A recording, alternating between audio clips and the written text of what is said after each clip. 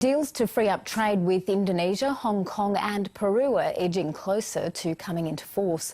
Labor's Caucus has approved the 3 trade agreements, but part of its union base remain unhappy that the Indonesian free trade could open the way to foreigners taking Australian jobs. ALP frontbencher Pat Conroy has been explaining the opposition's decision to National Affairs correspondent Greg Jennett in Canberra. Well, Pat Conroy, Labor's been working through its processes on these free trade agreements with Peru, Hong Kong and Indonesia. What exactly is the decision that you've reached? Well, Caucus has decided that we will support all 3 free trade agreements. We think they are in the economic interests of Australia, and we think that they can provide jobs and support jobs in the Australian economy.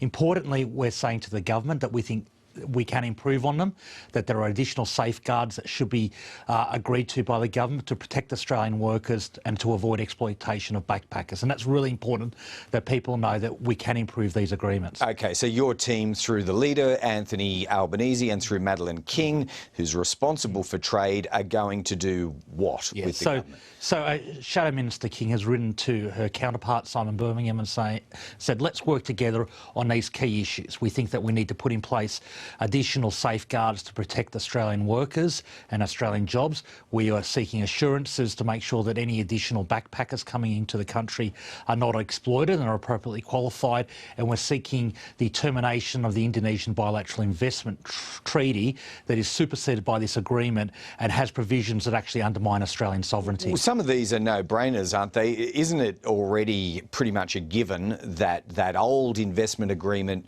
with Indonesia would, in fact, expire and be replaced by this more comprehensive agreement? I mean, some of these things you're sort of pushing against an open door because they're going to be agreed to, aren't Well, the government hasn't agreed to that one, for example. The Labor members of the Joint Treaties Committee recommended that the government commit to terminating that agreement, and so far they have refused, which is inconsistent given the fact that the older bilateral investment treaties are terminated for Peru and Hong Kong. So this is really important because if we don't get the bilateral investment treaty terminated, Indonesian companies can forum shop and potentially undermine Australian sovereignty. All right, and under that scenario, if you don't get what you want, what you're asking the government to do, what is Labor's position then? You support or do not support these agreements? Well, we're going to be fighting very hard to get them, and I'm very confident we will secure those concessions. And we are supporting the treaty because overall the free trade agreements are in Australia's economic interest, but they can be improved,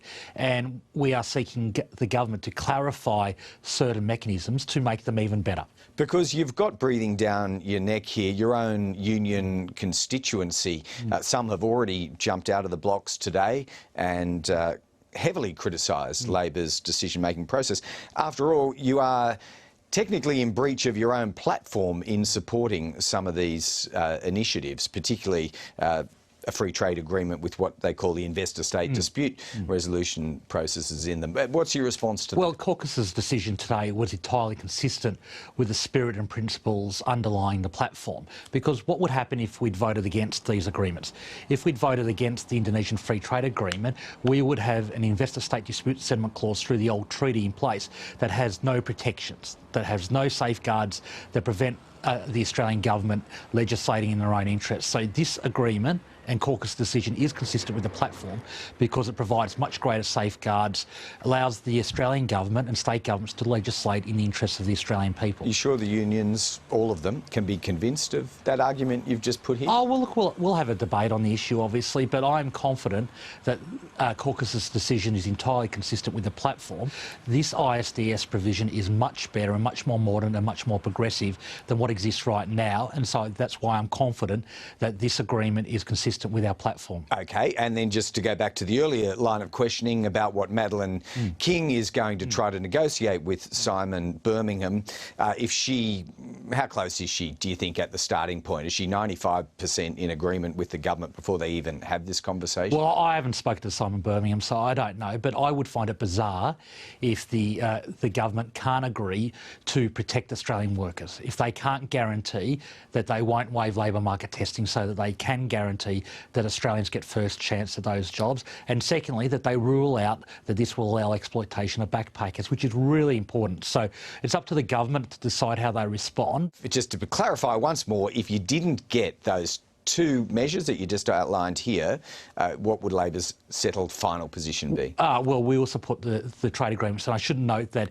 if the government can't guarantee that they won't waive labour market testing, that subsequent treaty will have to come back to Parliament, and Labor will decide our position on any subsequent labour agreement with the government of Indonesia. But I'm confident that our arguments are compelling and the government will respond to them because we're standing up for Australian jobs. All right, well, let's see where those negotiations go from here. Pat Conroy, thanks so much. Not a problem.